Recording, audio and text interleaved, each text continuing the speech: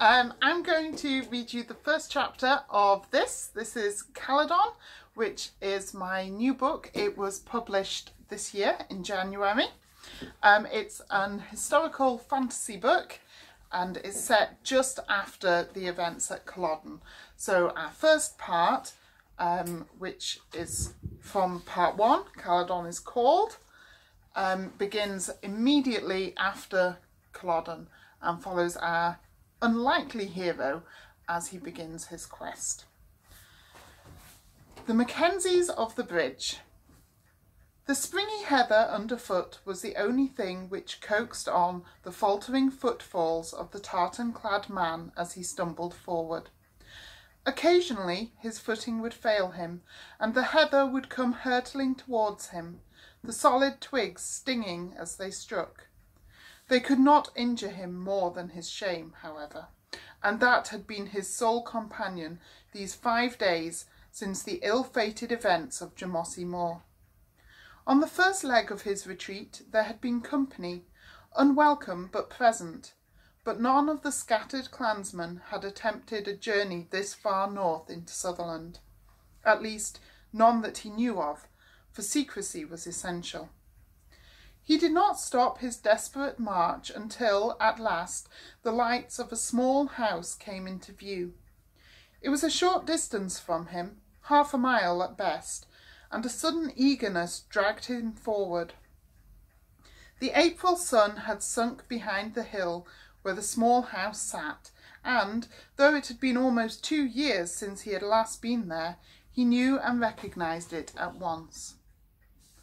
That 1/2 mile seemed to stretch out before him, as long and painful as the rest of his doomed escapade.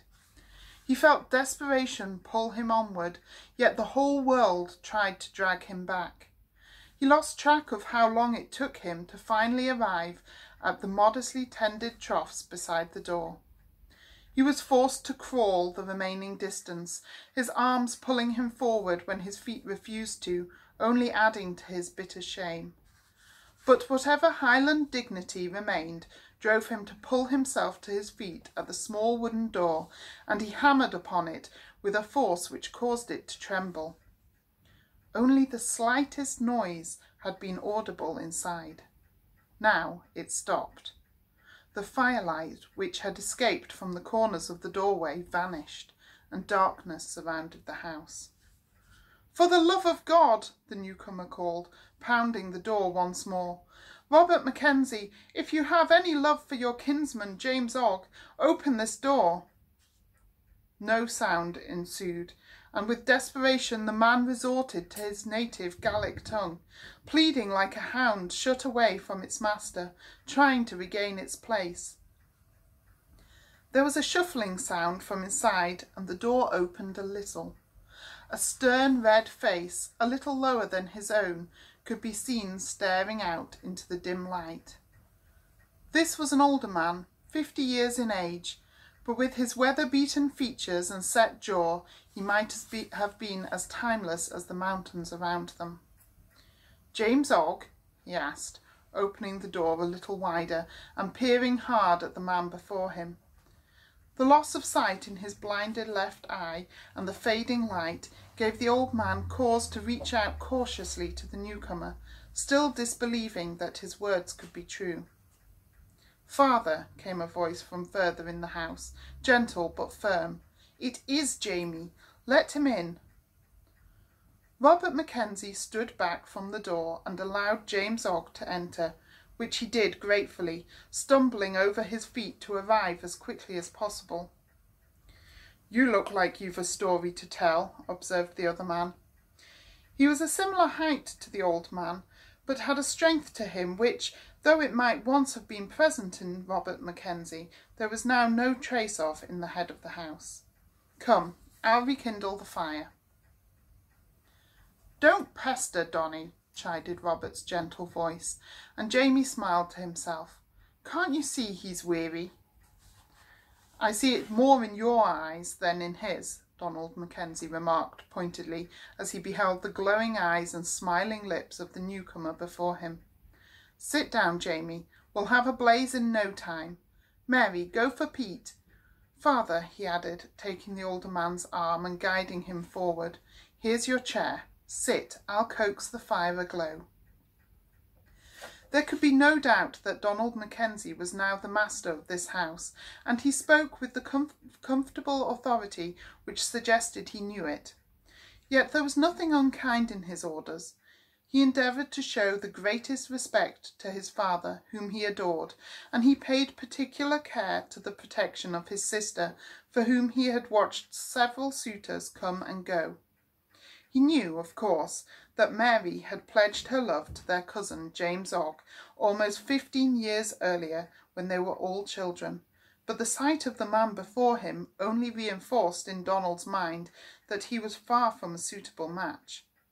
In fact, Donald all but worshipped his older sister, and, whilst he regarded no man above James Ogg, he did not believe anyone merited her, and she was beyond all in reach of manners, beauty and gentility. "What's happened to you, James Ogg, that you come as a beggar to our door?" asked the old man, and, though his words seemed harsh, they were spoken with a sincere care. He placed his hand upon the sodden, plaid-clad shoulder of James, who now sat at his feet. "I am below a beggar, sir," sniffed James, his eyes watering and his nose running at the sudden warmth and shelter. "I have come to ask shelter and safety of you, for which I have no right to beg. I went to war," he stammered. "As I'm sure you know, our clan is a divided one." "It was a fool's cause, Jamie," the old man sighed, sitting back further in his chair as Donald successfully lit the fire. Mary re-entered, her apron pulled upwards to help her carry the peats, which she handed one by one to her brother, though her eyes never strayed from James Ogg and her father. "I recall my father talking of the 15, how your grandfather perished and they took our castle. Never were two brothers closer than they. I recall something of it myself too. It was clear then that the Stuarts would never again sit on our throne." "I can only hope that you are wrong, sir," James replied, a dreaminess taking his words to a distant place. This sound drew Donald's attention, and the young man stepped forward at once as his cousin's head fell against the chair in a faint. "Proud man," Donald muttered, unsure whether it was approval or annoyance which drove his words. "He is wounded, see," he continued, pulling James Ogg's plaid back to reveal his bloodied arm. "I'd wager he's walked all the way from Inverness like this." It was not difficult for Donald to hoist James in his arms, though laying him in the box bed proved a little more awkward. Mary stood back, flustered and upset, wringing her apron until her father called her back. "Mary, care for him as you can, but please maintain a quietness to your actions." Despite her father's words, she rushed to her brother as he walked towards her. "Is he well, Donny? Will he live?" "Aye," Donald replied, irritation clear in his voice at the behaviour of his sister. "Of course he'll live. Just bathe his wound and keep him fed, both things he seems to have forgotten to do for himself, and he'll be on his feet in no time."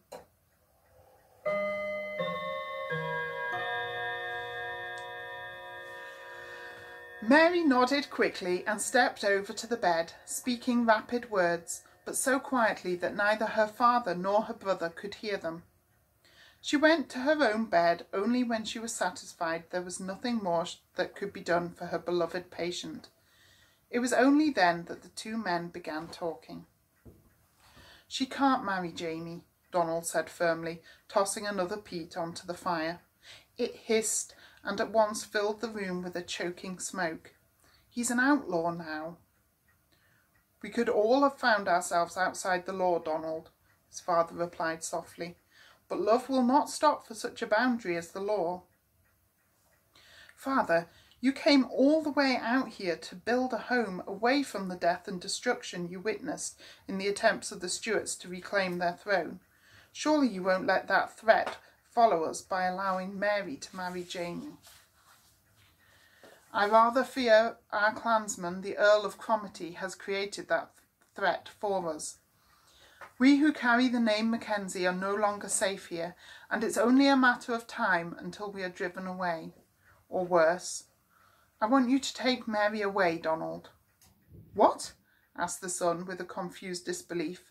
"Father, your mind is flustered with—" "No, Donald. James Ogg's arrival has only confirmed these thoughts which I had already been considering. You're a Mackenzie, as true to the clan as any man, but as Jamie said, we are a divided clan. There will be no heed given to the months you gave to the Hanoverian ranks when a soldier hears your name." "Father, I can't leave in such a manner. You know as well as I that if we flee we'll be hunted all the more. Would you condemn us to that end? And you know what would happen to Mary." "My mind is resolute. We must send James away as soon as he is able to leave. You must take Mary to Invergordon and find a boat to the continent." "And what of you, father? You can't believe that I'd abandon you. I respect my cousin more than any man. He's fair and honest, but I would not send him away only for us all to be forced to leave moments later."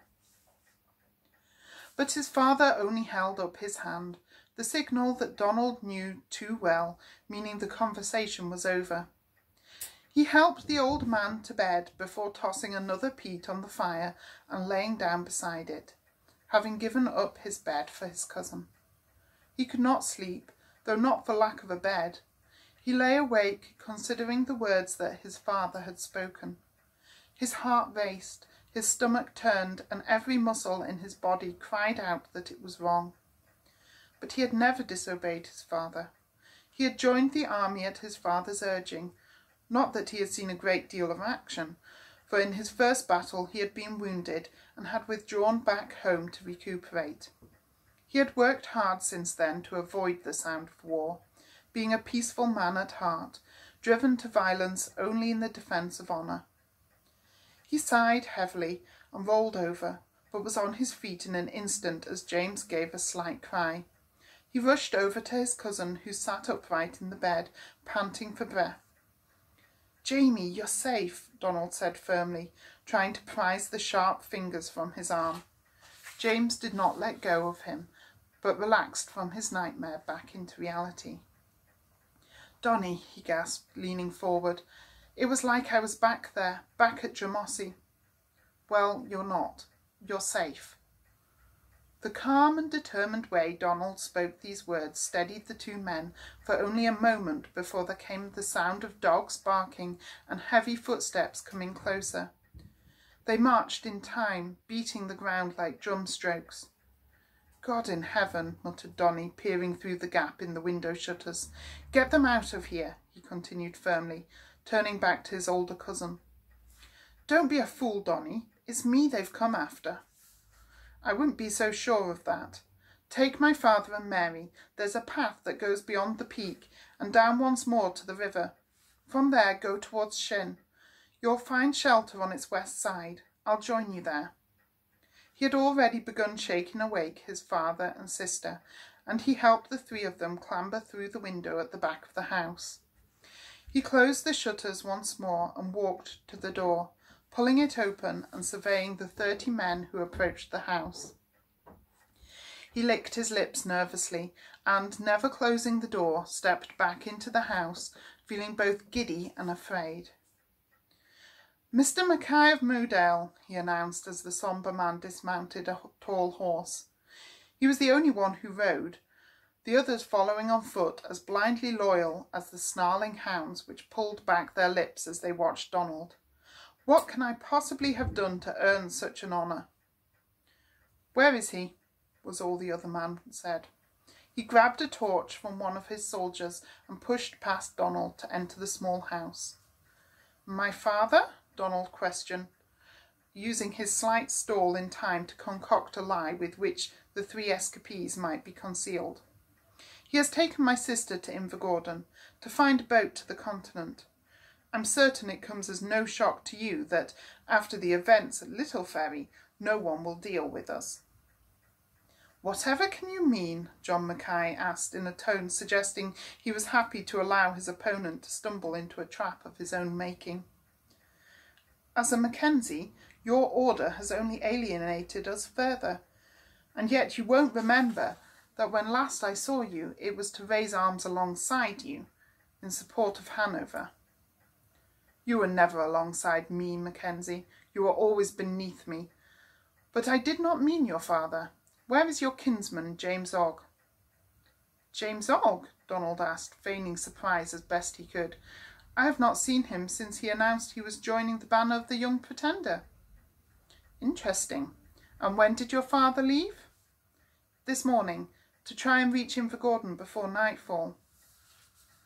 That is interesting, Mackay mused, emphasising his quiet words. For I have 2 witnesses who swear they watched your father admit your cousin this very evening. And what a restless sleeper you must be, that you occupy 3 beds in the early hours of the night. He indicated pointedly to the box beds, none of which Donald had slept in, though all the bedding was crumpled and there were bloodied sheets where James Ogg had lain.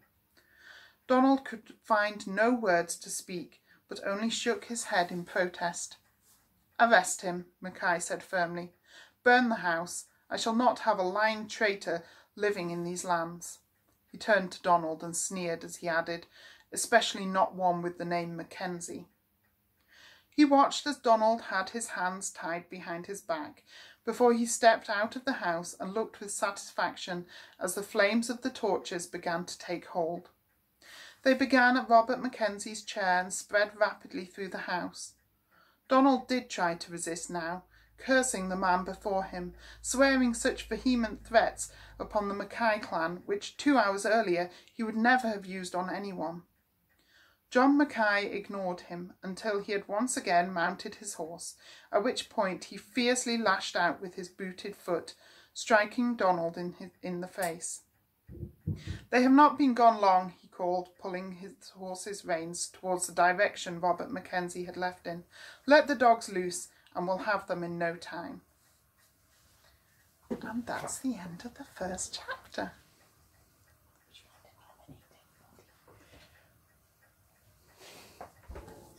Okay.